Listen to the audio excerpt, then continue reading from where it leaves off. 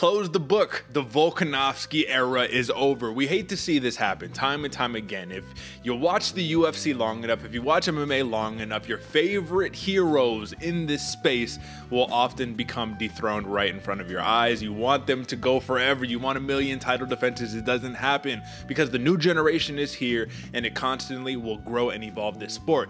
Ilia Topuria, Spain's champion, UFC featherweight champion.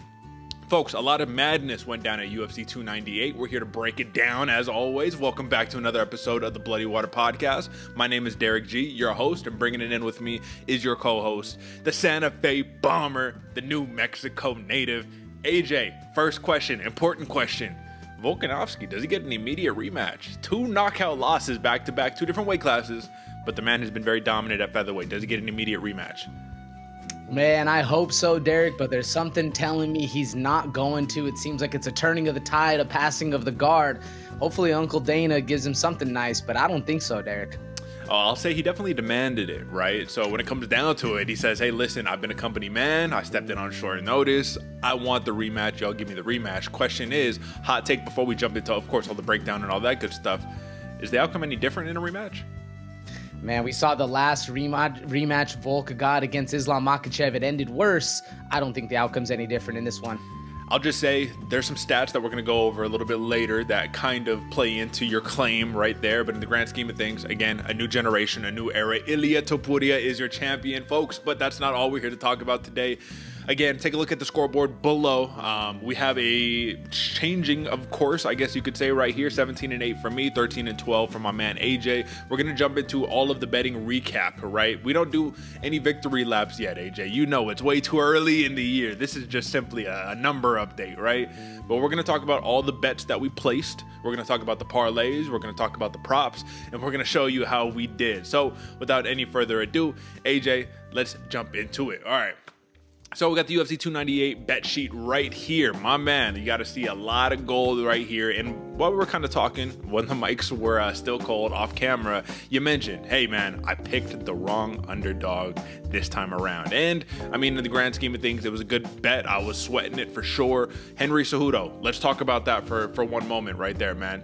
Going into the second retirement, it seems, after Merab kind of put it on him 2-1, or maybe 3-0 in a pretty one-sided fight. What were your thoughts on the bet? Going back on it, you went 3-2 on the week. Do you take that one back, or are you still going with your gut saying that was the right call? No, I'm taking that one back, folks. Sorry I did you wrong on that one. Round 1, I was excited for Henry Cejudo, but, you know, we saw how it all goes. I'm taking that one back for sure. I'm telling you, bro, round 1, I was like, I might have made the wrong pick right here. Cejudo might have still been on to it, right?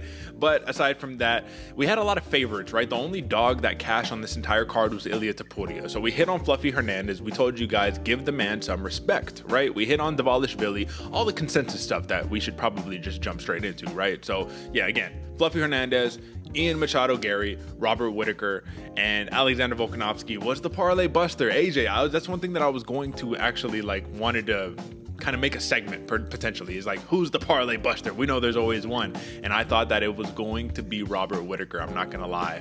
During that fight, I was like, oh my god, Whittaker is gonna bust our parlay. This is terrible.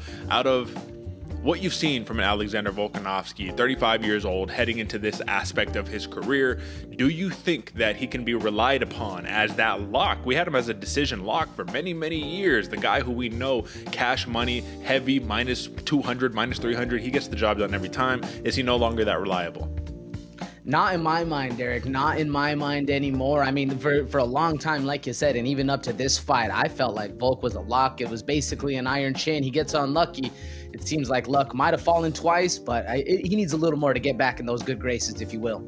That's it. All right, so moving right on along from the consensus picks, AJ, we're back in a good spot. We both hit on the prop locks, UFC 298. We tell you guys this every time. AJ's a little more of a proponent to this, than I am. But I say, like, if you not betting with us. If you're just watching this and you're like, okay, whatever, right? Like, you're gonna be mad when we're making the money, and we gave you 2 locks. Whittaker at decision plus money, plus 150, and then Miranda Maverick cash that minus 185. And if you use your own intuition, you could take some spin-off plays on that. I took Miranda Maverick, and I bet for her to win by decision as well. That was like plus 100 or plus 105. So you couple those together, you get the big monies right there, man. So we're back on a good streak, but there's one last section that we have to cover right here, and that is the parlay watch, folks. New segment right here that we gave you guys. 2 sleepers combined. AJ, were you a little worried going into your sleeper, given that at the end of the day, this wasn't like a big thing where we're saying, I'm putting a whole bunch of money. You wanted someone to get knocked out, but Ming Yang almost got floored before he put it on Ribeiro. What'd you think? Absolutely nervous, Derek. That's why it was a sleeper, folks. I mean, there's a lot that could go down, but I'm happy this parlay hit right here, folks, and I'm hoping you put some money on it because you made cash on this one. That's it. And as you can see, we're going to start giving some accountability. Again, that's what this program is about. So the streak is at a 1 win. We're looking to get that a really high number. I want double digits at least. All right, AJ. That was the betting recap right there. Not a bad day at the office, if you really think about it. Consensus picks, we did great. We did 4-1 across the board. Wasn't too much of a shift in terms of the weekly head-to-head type contest between me and you. But now the question is, or not the question, we need to talk about what happened. Some of the madness here, man. So let's kind of break it down one by one. And let's just jump into this, kind of main event that we had right here. Look at the numbers, AJ. Kind of interesting if you take a look at it, right? Volkanovski, he outstruck Topuria. If you look at it, it looks like everything is favoring him except for the damage for that red with that TKO at the end. But he wasn't quite leading the dance per se. I have a theory that I kind of wanted to talk about on here really quickly. And the theory is that Ilia Topuria was 100% right, AJ. When he said, I could take risks. I can make mistakes. It doesn't matter because I don't respect what's coming back at me. I think, AJ, that was actually the whole entire key to why he was so definitive in this matchup. I think he did not have any respect for any of the shots Volk was bringing back, firing back at him. So he says, all right, I'm not landing on my 1-shot, 2-shot, 3-shot combos. Let me double it up. Let me follow it up with the 4, 5, 6. And that's generally speaking how it goes, AJ. When you're in the gym, you can attest to this. We train to slip 1, 2, 3. We don't train to slip 1, 2, 3, 4, 5, 6. A long extended combination got the job done. Do you think the confidence that we talked about in the pre-show really was the catalyst for this victory for Topuria? Well, Derek, going into the fight, I thought it was a lot of bravado. I thought it was a lot of smack talk. I thought it was a lot of hyping yourself up. But you can see in the fight, man, Ilia Topuria took a couple shots and he's like, oh, yeah, I'm good. I don't fear anything that's coming back at me. I'm walking this dude down. The confidence was on a whole nother level. And I do think that the mentality that Ilia Topuria had going into this probably did him a great deal of service. It was a good thing for him. It was an impressive one, man. I thought Volk looked good until it all came crushing down. But Volk played a smart game, and credit to Ilia Topuria for being able to adjust in that game and get it done. Absolutely. I mean, at the end of the day, he was very confident. He said, 1 round is all it takes. I'm knocking this man out. He did it in 2, AJ. So, hey, the Matador, undefeated. It's a beautiful thing to watch. It's a terrible thing when you love Volkanovski and he dethroned the person that you loved before, Max Holloway. So it's like now this is a real changing of guard. Quick question for you right here, man. I mentioned it right on the pre-show. I was like, I don't want to see this fight. I actually wanted to see Holloway versus Topuria. Does that matchup ever take place? It seems like because it's going to be Holloway versus Gaethje, UFC 300, this is just completely mistimed, mismanaged, and Holloway potentially is missing out on a major opportunity. What do you think? Missing out on a massive opportunity for gold, Derek, but arguably Gaethje's more of a money fight right here. And who knows where Max Holloway is in his career and where he's mentally thinking about gold versus paychecks. But I would love to see this kind of, not necessarily a strictly boxing match, but a heavy striking oriented performance from both the Matador and Blessed. That would be a hell of a fight, man. I'm calling for it. I would love to see that. That's it. All right. So Ilia Topuria, he cashes. And if we take a quick look back here at the big screen, let's look at the prop. Plus 300 on that TKO, AJ, for Ilia Topuria. So if you were a smart bettor, right, and you went with your intuition and you said, hey, well, if Topuria is going to win this fight, I imagine it's going to be by TKO, you probably hedge that, even if you're a Volk bettor, right? The smart bettor does that. It was something. It was a heartbreaking moment, but that was your main event right there, and you got to love to see it. All right, AJ, let's move right on along. Let me move right back to the big board. So this is another big one that we cashed in on. This is what I want to talk about. There's a little bit of controversy, which was kind of weird. Robert Whittaker, Paulo Costa. For a minute, I was like, this is real touch and go. Spinning heel kick, excuse me, at the end of the first round. First off, just as a striking enthusiast, how beautiful was that? That was a work of art, was it not? The beautiful thing, Derick, is we all saw him setting something up. He was sitting there the last 2 minutes. You saw Paulo Costa take a deep breath, and he starts kind of shifting a little bit, and then decides to spin it the other way. Completely catches Robert Whittaker off guard. Completely catches all of us off guard, and cracks him right on the button. Credit to Bobby Knuckles for staying up with it, man, because that was a pinpoint, beautiful spinning heel kick. That's right. That was right on the button. That was the most beautiful spinning heel kick that we've seen in a long time, because we don't have those specialists really in the UFC anymore. But I will say this. The whole time I was watching Whittaker, when I saw him having success, it's when he was closing the distance and putting the fight in boxing range. Every time he stood out at that kicking range, Costa was firing, landing, head kicks, left side, right side, spinning stuff, the whole entire nine. So it was hilarious because I was like, all right, bro, you're waiting. I know there's 10 seconds left in this round, whatever the case may be, but you're setting yourself up to catch that range. And Costa, we hadn't seen him in a long time, but arguably this is one of the best versions of Paulo Costa that we've seen to date, correct? Oh, absolutely, Derick. I mean, there was a moment, and why I think Robert Whittaker was able to pull away from this fight, where Paulo Costa did struggle with the gas tank and did struggle with that stuff. But hey, man, if you can land that kind of strike and that kind of impact one time each round, like he did in the first, there's an argument that he could have won that fight. That's right. And if you take a look at the numbers one more time, if we're looking at Robert Whittaker, he hit on the plus 130 decision. But Paulo Costa, man, he was in line. Like, things were trending for him to cash in on a plus 500 decision prop right there, or that plus 300 if he was able to get it done.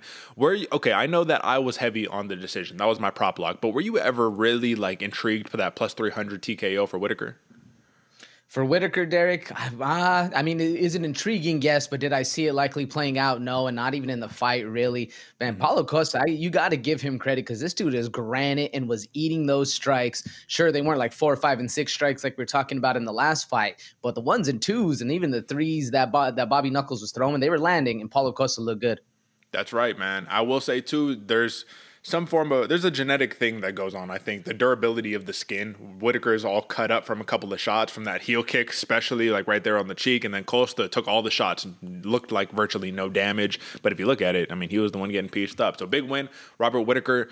In terms of the betting sphere right here, don't have a ton on it. This was just more of the grudge match. Ian Machado Gary gets the split decision on Jeff Neal. Now, this is where a lot more controversy comes in, because you have commentary. You got the Joe Rogans of the world, who's basically making it seem like Gary just ran away with the fight. Everybody else is kind of like, nah, Neal made this a very close fight. For the bravado of it, Ian Gary. For the betting perspective of it, Ian Gary, because if we take a look back at it, right, he closed, or where he opened at, excuse me, minus 225. So he was over a minus 220 favorite in this matchup. So the question ultimately becomes, was this performance of this 14-0 undefeated prospect, contender, excuse me, was this definitive enough for him to continue to be minus 200 favorite over UFC veteran, very skillful guys like Jeff Neal? I don't think so, Derick. I don't think so. Like you're saying, you're naming all these numbers, right, that are supposed to be just awe-inspiring, yet he wasn't able to finish Jeff Neal where Shavkat was, a name that arguably, and in my mind, is going to be one of the top deals. But Ian Machado Gary had a hard time and was very nervous about those kind of things whenever another fighter that is arguably in that same kind of crawling space, or going up the rankings, was able to put things to him. So that, I do think the bravado, or the price to pay for Ian Gary right now is a little bit, not undeserved, but just a little bit high for me to really get behind him. I want to see performances, man. I want to see a fighter like that willing to put their O on the line and actually get things done to shoot themselves to the top, not just climb the rungs, if you will. That's it, bro. So that's a really interesting perspective, because I agree. It's like, in the future, do you want to continue to pay this price for Ian Gary? And I'm not sure if I'm convinced enough as he continues to go up those higher rungs of the division, right? Now you're top 10, pure. You through and through. You're ready to go for these guys. And as we start seeing these minus 200s even heavier on some of these more established guys, you might want to start thinking about the underdog, because while I think we were correct in our analysis. At the end of the day, Ian Gary just had more weapons. He was more versatile. He looked like a 2024 fighter as Jeff Neal. Not to be disrespectful whatsoever, he just looked like a 2010, 2015 fighter. And what I mean by that is primarily just boxing, follow you, try to cut you off. Ian Gary, oblique kicks, head kicks, question mark kicks, everything snapping, everything given thoughts, right? So interesting. And we'll see if we'll continue to pay that price for Ian Gary in the future. All right, last couple of ones here. AJ, we got Merab with the decision over Henry Cejudo. Of course, this is where we came to a little bit of a difference of opinion, but this was clear. It was minus 125 decision prop from Merab. Everybody knew if he was going to get it done, 10 fights in a row. With the occasional TKO here and there, Marlon Moraes, he was going to get it done this way. I'm going to show a clip in just a moment. Not yet, but I'm going to show a clip later. It's going to, the clip I'm talking about, what he does to Henry Cejudo. Listen, man, this is probably the end of the Triple C era right here, through and through. But were you expecting this number? This is all I wanted to talk about. Look at the strikes, bro. 167 to 54. This is just a classic Merab performance, and he did it against Olympic gold medalist in wrestling, the Triple C, the Triple Cringe. Is this the end? No, Derek, I was not. I mean, yes, the machine is a machine, and that's why it's his nickname, and we were expecting that level of output. But to see that drastic of a disparity between the numbers and Triple C getting literally picked up and slammed down, man, it was just this weird moment of realizing, like, the sport grows whether you are with it or not, and Merab Dvalishvili really put it to Triple C, man. He sure did. I'm just going to leave it at that. He sure did, AJ. All right. We know we hit on Fluffy Hernandez versus Roman Kopylov. We got the submission prop, and the submission was actually, it wasn't that juicy, bro. Plus 175 for the submission. You would have cashed in, right? But it was a little touch and go in a moment. I thought that his TKO was probably a little more in play than the submission, but he did cash there. Any thoughts on this one, or is this just the standard Fluffy Hernandez performance? Y'all better put some respect on Fluffy Hernandez's name. We were telling you before, and there's a reason he's winning money. That's about it on that one, man. It was a good fight. All right, fair enough. That was a lot quicker than I thought, but yes, I appreciate the take. All right, AJ, now let's jump into the where the real money is made. I'm not saying it's not made on the main card, but the real money is made here. First one, Amanda Lemos, Mackenzie Dern. We said it. We said, listen, Dern does not have the offensive wrestling to be able to put herself in a position to really get the fight where we wanted it to be. Now, she did get the fight where we wanted it to be, but it was due to a couple mental lapses on behalf of Amanda Lemos.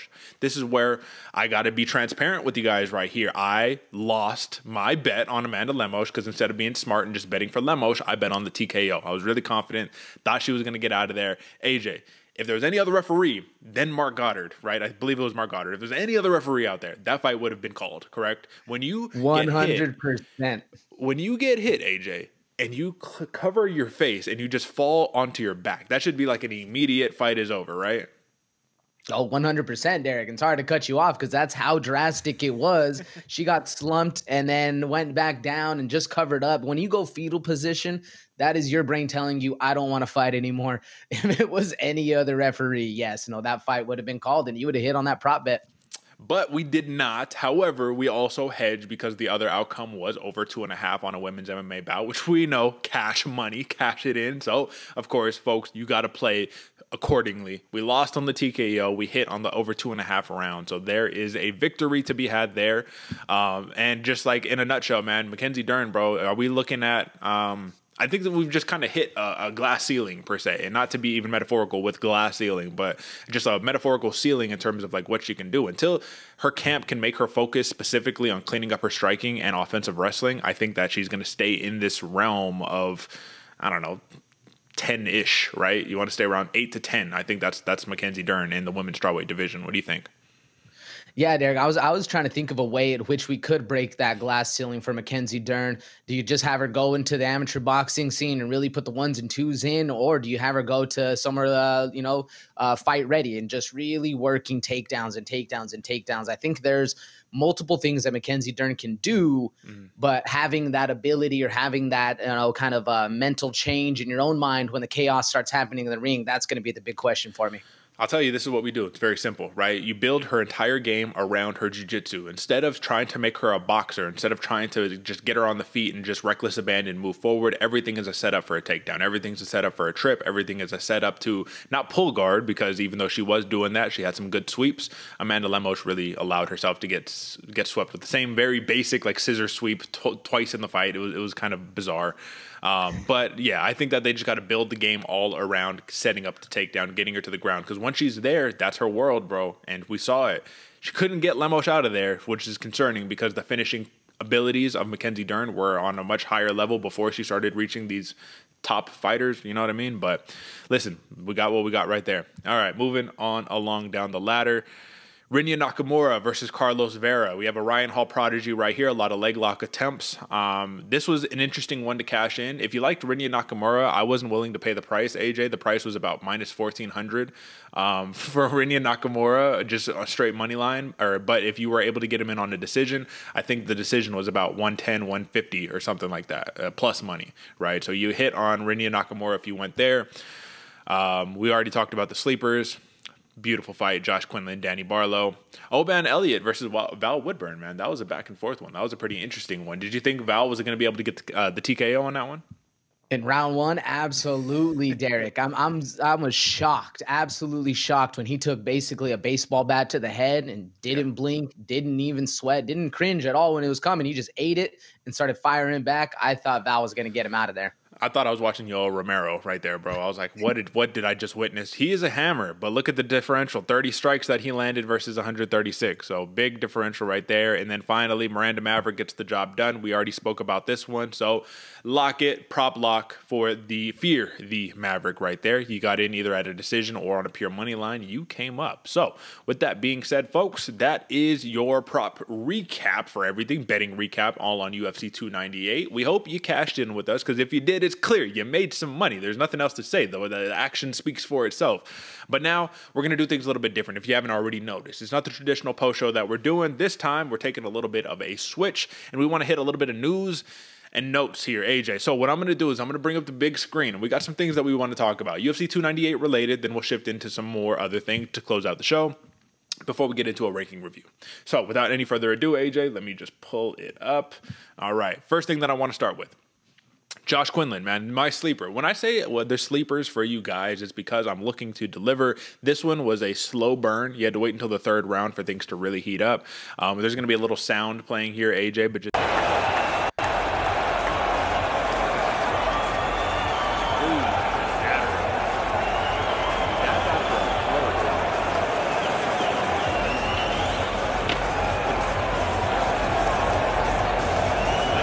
AJ. And the reason that I bring this up is not to put any disrespect, but Danny Barlow, I said it for the sleeper. I said, this dude is going to be good. Left hand to God is the nickname because if he puts the left hand on you, that's what you end up looking like, bro. So Josh Quinlan, one of my favorite prospects coming up, think he's super dangerous. Bushido, very respectful martial artist.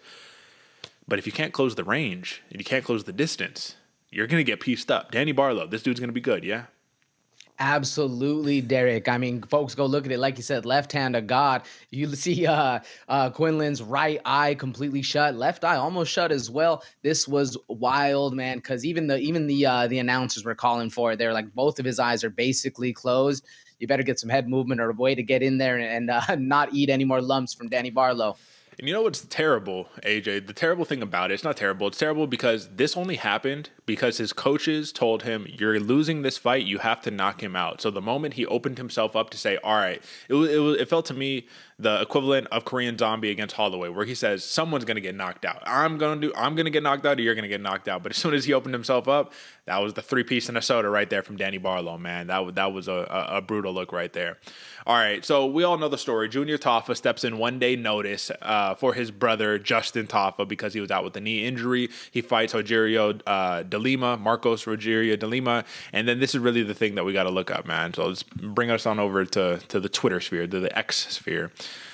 So De Lima, I mean, of course, man, Pasao right there, big boy. Look, you even see in the corner. Look at those leg kicks. Butchered him. Oh, chop him down.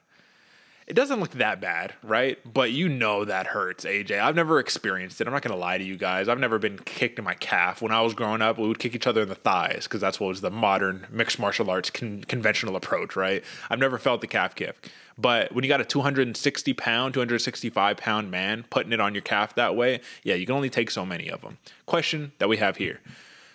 Junior Tafa, AJ, he was actually supposed to be scheduled to fight again in March. I think that fight probably is going to be off the table now that you've kind of suffered this on 1 day's notice. This went into the second round of the fight. My question to you is, do you throw in the towel after the first round when your fighter's already getting mauled? You showed up, you did the heroic thing, 1 day notice. Was it worth taking the additional damage?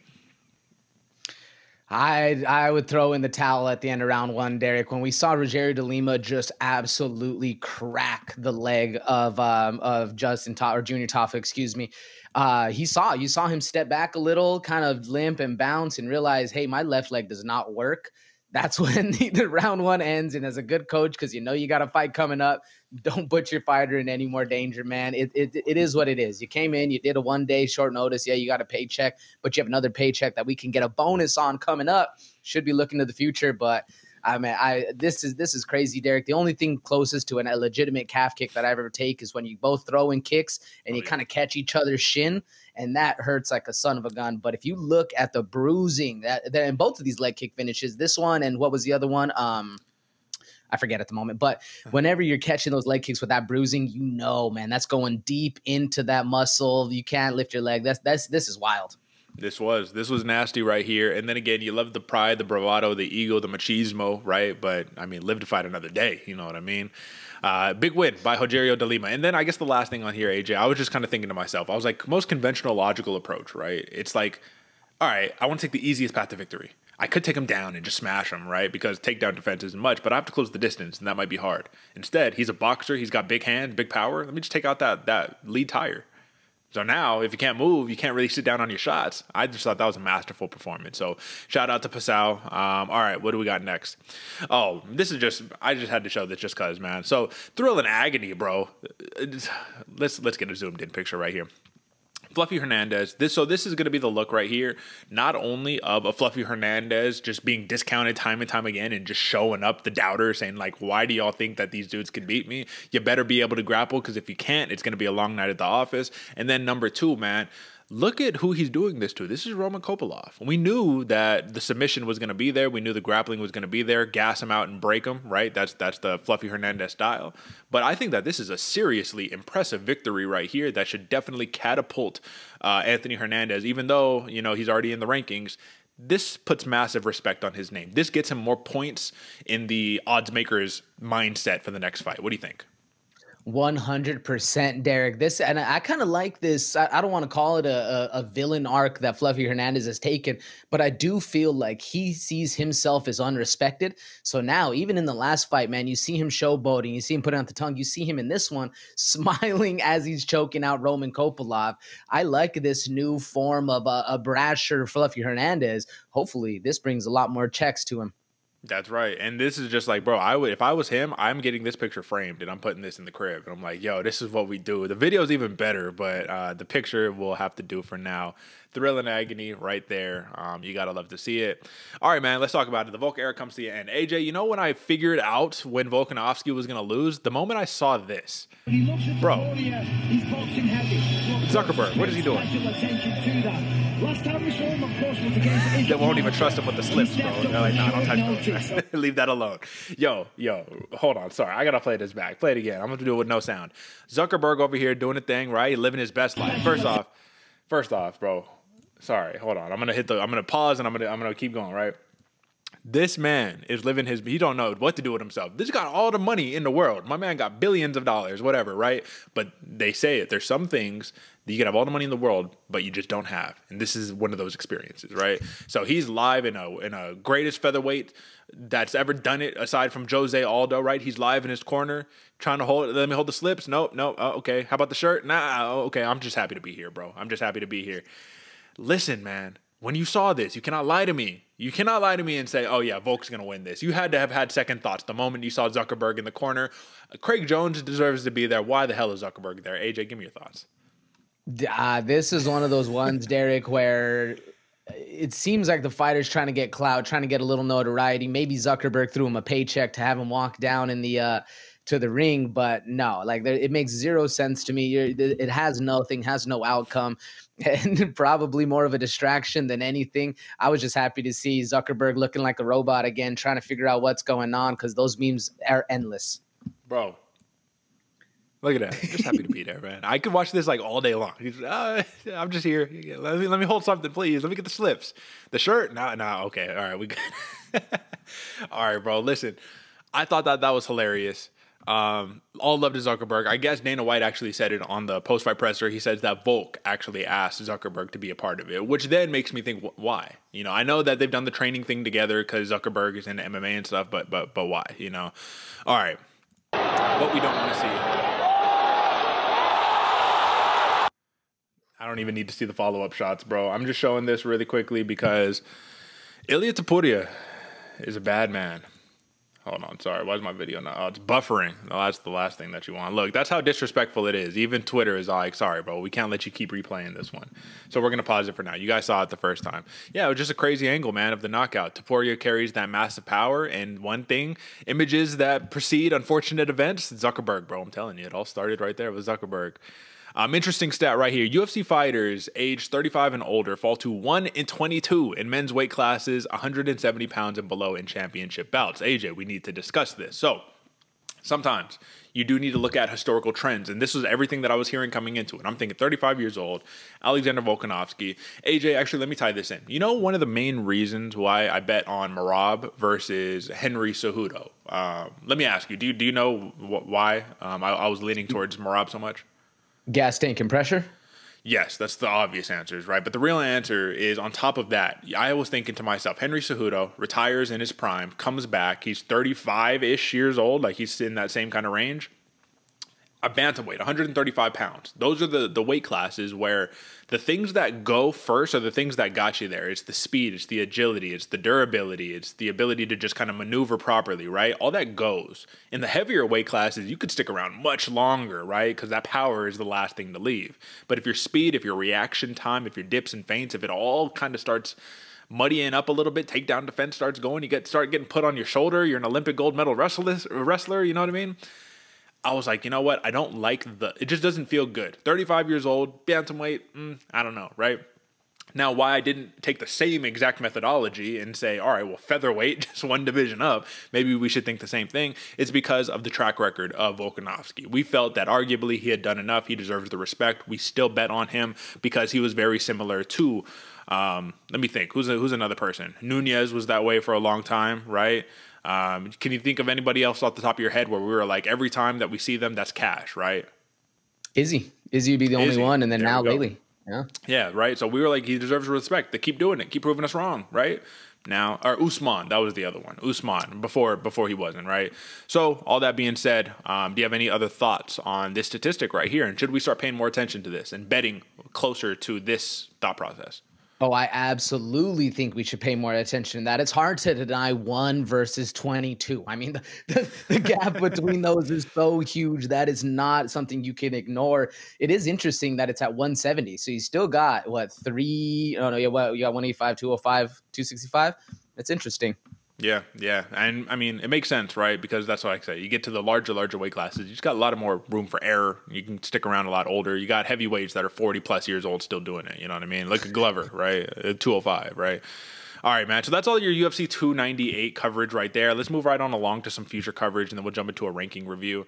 All right, UFC 300 main event. This was highly anticipated, but What's up, guys? I am here in the Honda Center in Anaheim, California, and I'm going to announce the main event for UFC 300 right now. It will feature Alex Pereira defending his light heavyweight title against Jamal Hill.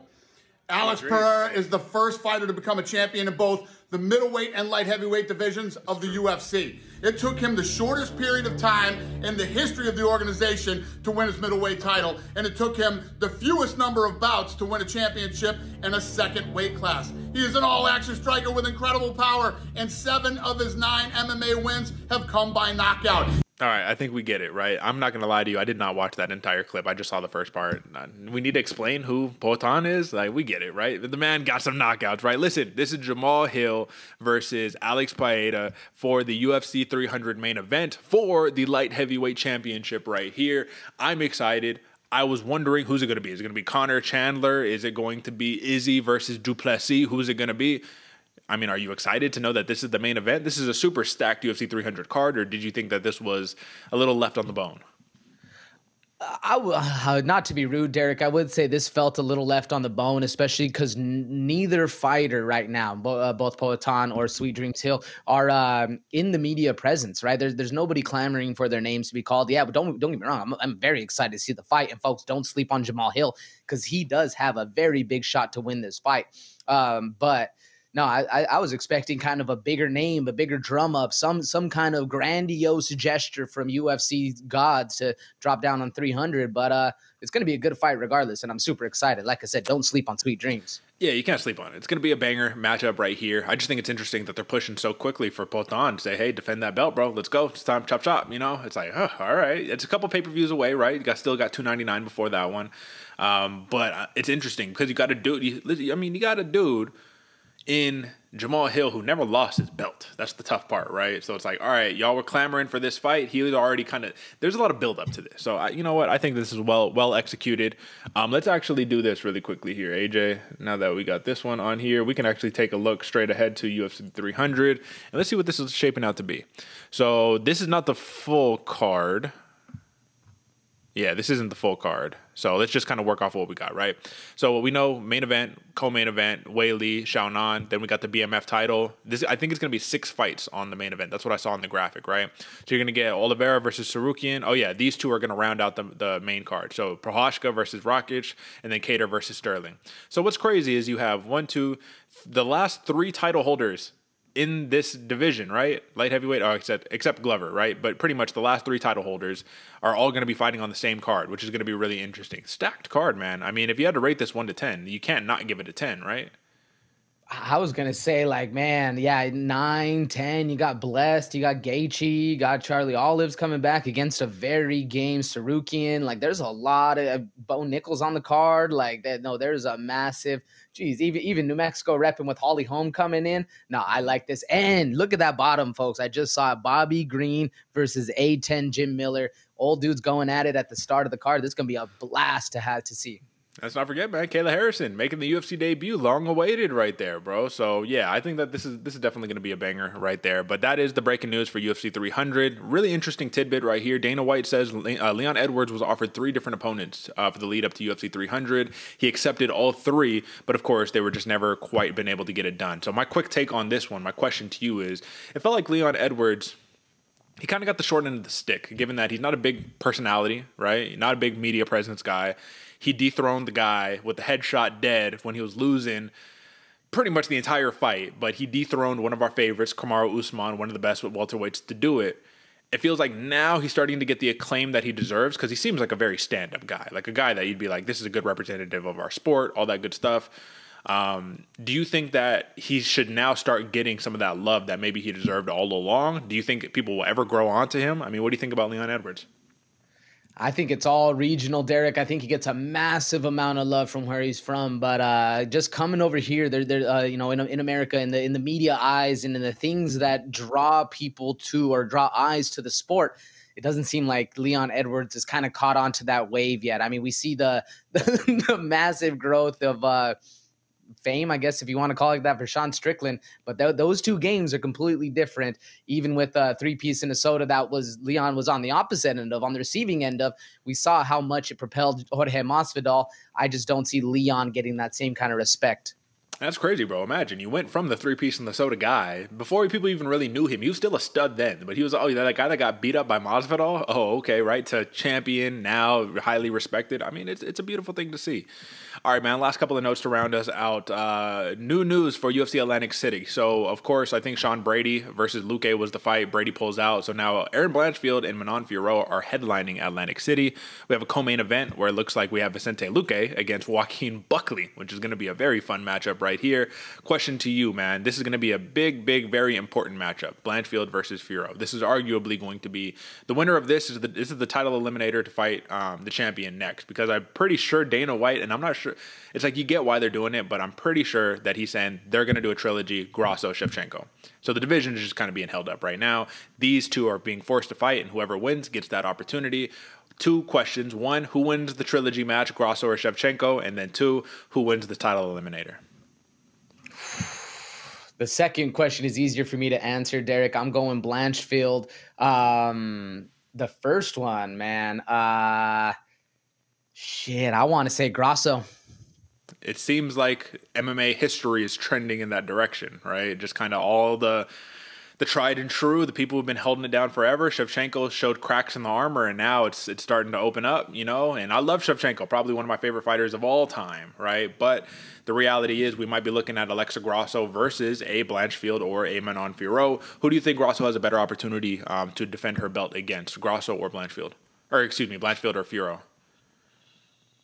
Man, I think Blanchfield, just with the size of Fiorot, if she can get on the inside and really start working the hands, Grasso might do well. But if Fiorot is able to keep her at distance, or I mean the submission game also, yeah, I think she has a better chance of beating Blanchfield thinking about it.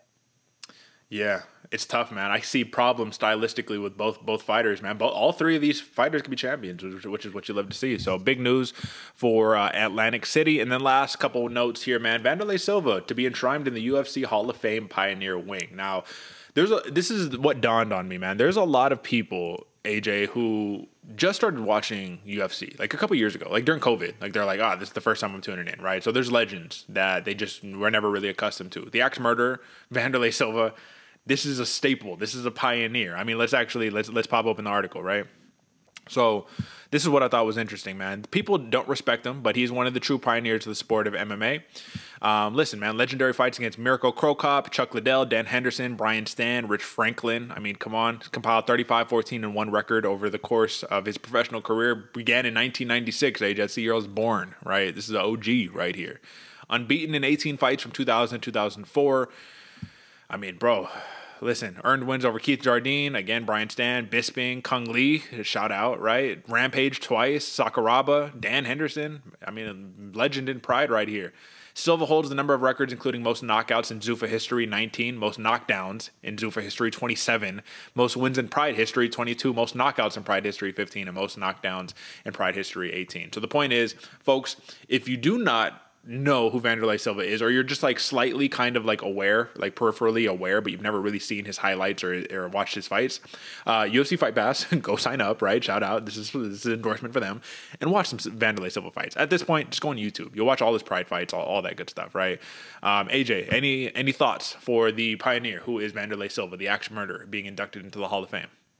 Hey, Derek, I'm happy it's happened. It's about damn time. One of my favorite comments he had about it was still that Chael Sonnen cannot come into his house and eat. They are still no longer or never been friends, never going to be friends. I love that Vanderlei Silva sticks to his guns, but I do think this is about time for the Axmer to get in there. And like Derek said, folks, you want to go watch some seriously entertaining old school style of fights, go check out Vanderlei Silva in the Pride days. This dude was a beast, and they allow head kicks on the ground. It's crazy. It's a great time. Go check it out. That's it. And then the last thing here, folks, if you're not familiar with the classic Chael Sonnen meme, I can't let you get close, go watch it. That's Vanderlei Silva inspired right there. All right.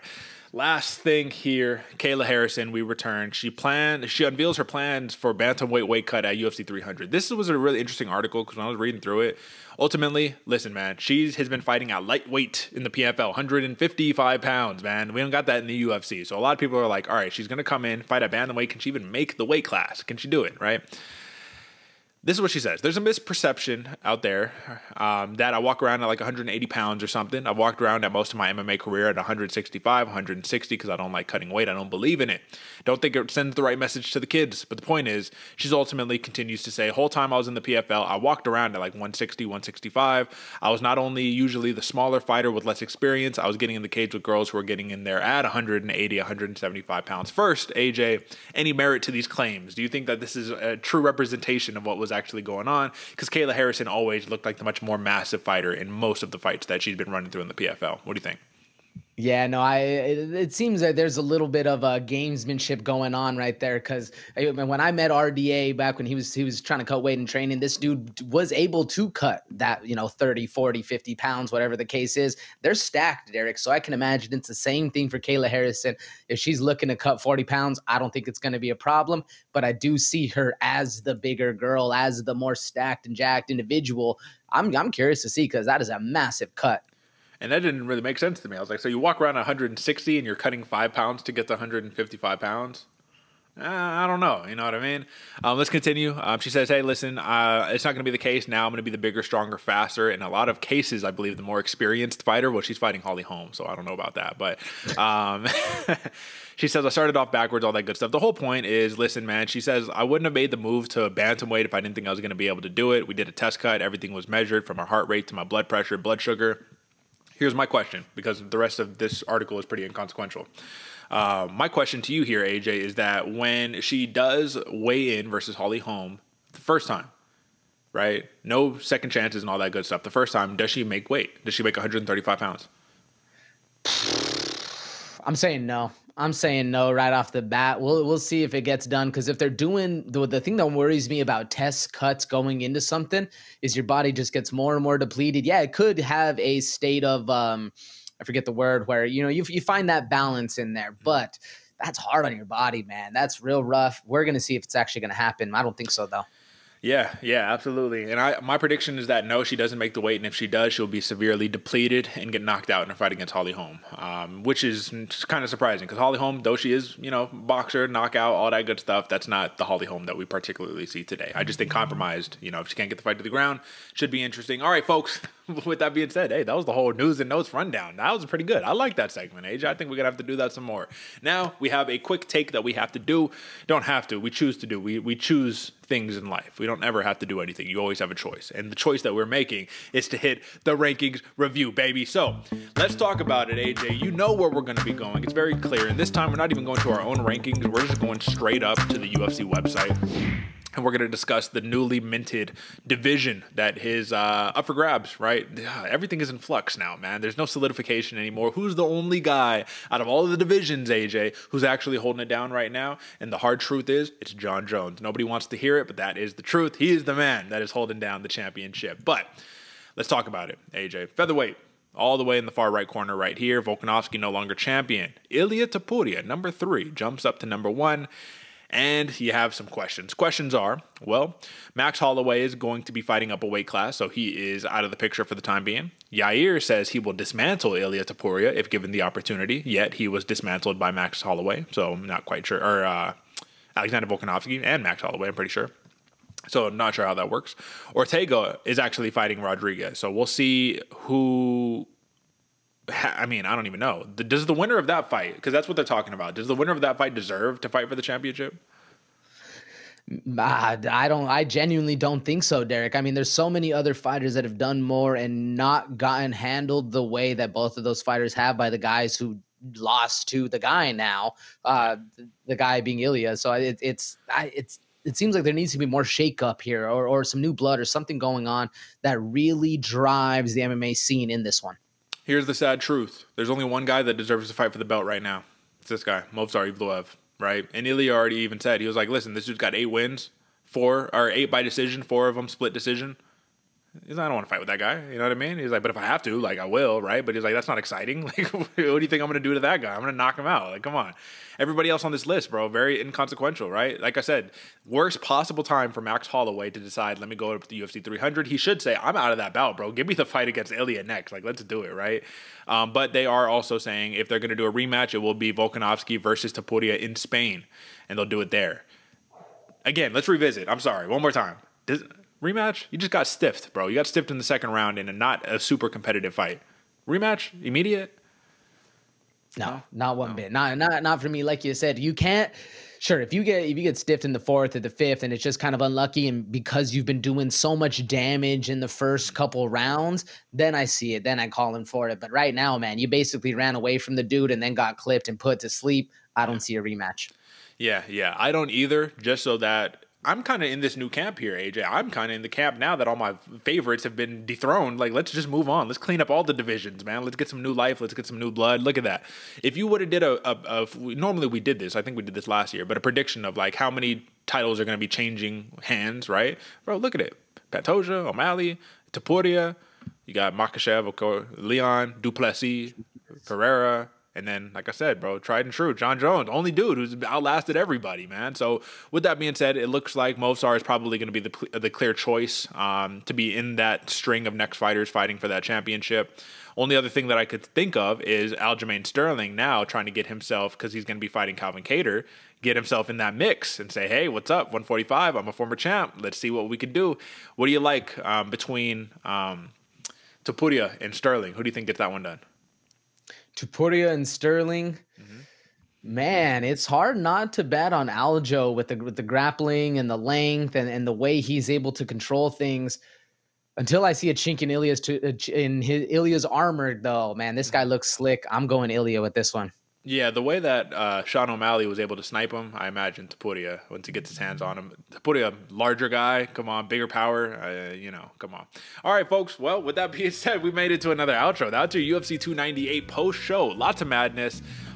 Hearts were broken. Hearts were, filled with love and joy, as in Ilia Topuria's case, but the reality is we are moving right on along. This game waits for nobody, and this program waits for nobody. So if you're not betting with us, if you're not subscribed, locked into the BWP fam right here, we don't know what you're doing. We always appreciate the support. And AJ, I know you're going to close us out well, brother, so go ahead, take it over. Like Derick said, folks, there was joy gained, joy lost, but the most important thing is there was money that was put in your pockets if you were betting with us. I know our pockets are feeling nice here on Sunday or on Monday when you watch this, but if yours aren't and you're watching this, shame on you. Make sure you subscribe. Make sure you put some money down because we're doing it week in and week out. Nobody does it like us. Make sure you share it with your friends so that way everybody can be winning some money. And we're going to catch you on the next one, man. It's going to be a fun week coming up. That's it. That's it for us. UFC Mexico next week. Catch us on Friday for the pre-show. Until next time, folks. Peace.